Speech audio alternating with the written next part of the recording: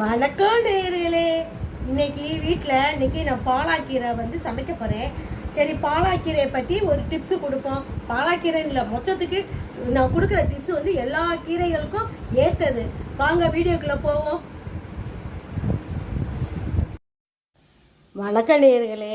இன்னைக்கு வீட்டில் நான் கீரை சமைச்சேன்னா, சரி கீரை சமைக்கிறப்ப கீரை பற்றி ஒரு டிப்ஸு கொடுப்போம் அப்படின்னு சொல்லிட்டு டிப்ஸு கொடுக்குறேன். நேர்களே, கீரையை எந்த கீரையாக இருந்தாலும், நம்ம அனைத்து வகை எந்த கீரையாக இருந்தாலும் கீரையை இருப்பு சட்டியில் வேக வைக்கக்கூடாது. நம்பர் 1.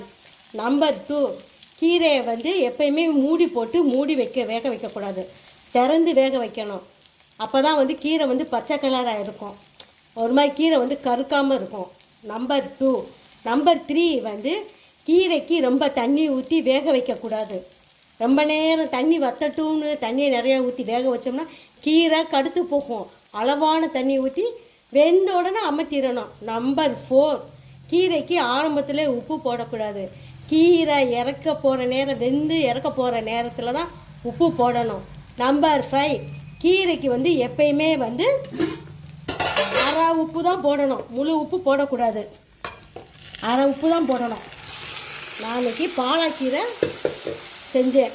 இப்போ பாலாக்கீரையும் பருப்பும் போட்டு செஞ்சுருக்கேன். பாருங்களேன், உப்பு இனிமேல் தான் நான் போட போகிறேன். அரை உப்பு தான் போடணும். கீரை டேஸ்ட்டாக இருக்கும், கடுக்காது கீரை. பாருங்களேன், கீரை நம்ம கீரையை பாருங்கள், பச்சை பச்சைன்னு இருக்கா. இதை திறந்து வச்சு வேக வச்சதுனால பச்சை பச்சைன்னு இருக்குது.